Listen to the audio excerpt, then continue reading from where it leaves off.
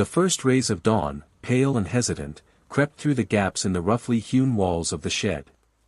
Kai stirred, his young body stiff from the hard-packed earth beneath him. He blinked, his eyes, the color of river stones, slowly adjusting to the light. Beside him, Finn still slept, his face, usually so full of mischief, now drawn and pale in slumber. Kai nudged him gently. "Finn," he whispered, his voice raspy from disuse. "Finn, wake up. We need to find something to eat." Finn groaned, turning over and burying his face in the makeshift pillow of dried leaves. "Just 5 more minutes," he mumbled, his voice thick with sleep. "We don't have 5 minutes," Kai insisted, pulling at his arm. "My stomach thinks my throat's been cut. Come on, get up." Reluctantly, Finn sat up, running a hand through his tangled, sun-bleached hair. The memory of the gnawing hunger that had haunted him all night finally broke through his sleep-fogged brain. He nodded, understanding dawning in his eyes. Both boys were lean, almost gaunt, their clothes patched and faded, testaments to a life abruptly stripped of comfort and security. The war had swallowed their parents, their home, their lives as they knew them, leaving them adrift in a wilderness that was both beautiful and unforgiving.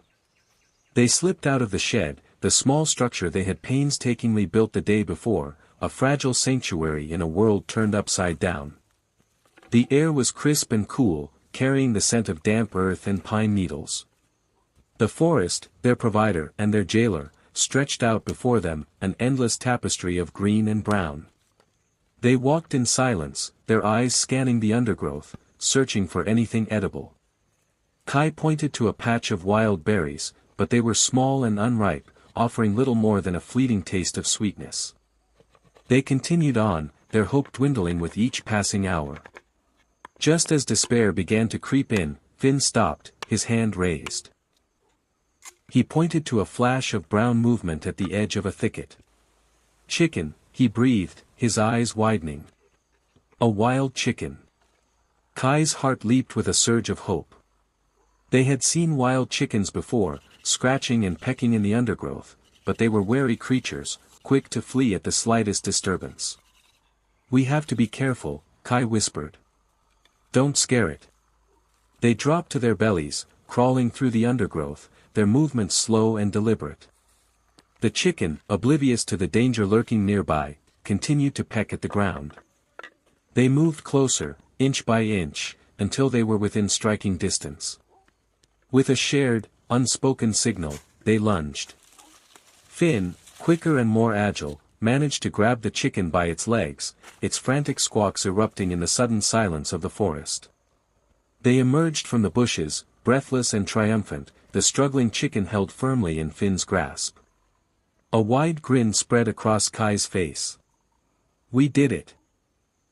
Back at the shed, their movements became focused and purposeful.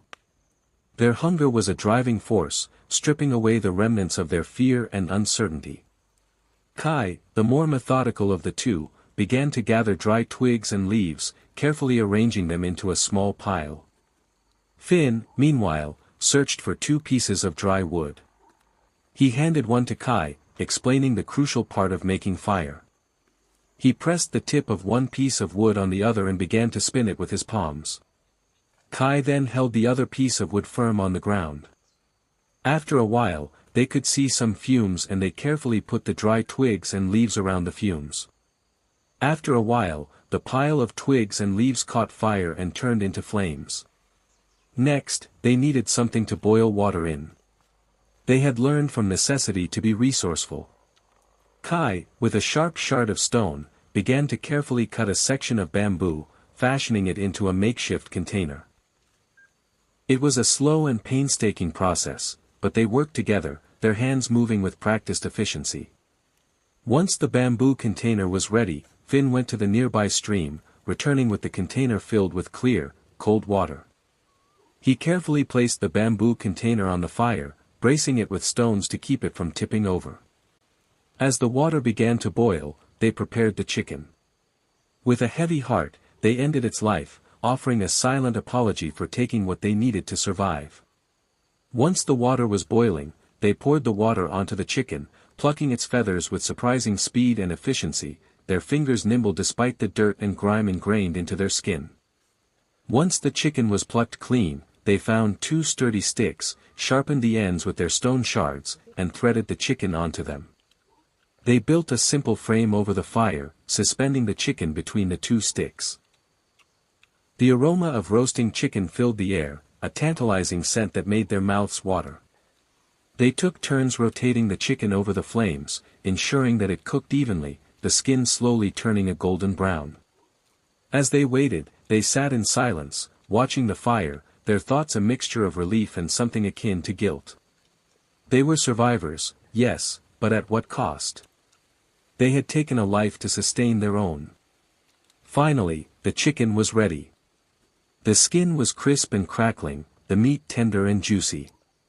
They tore off pieces with their bare hands, devouring them with a ferocity that surprised even themselves.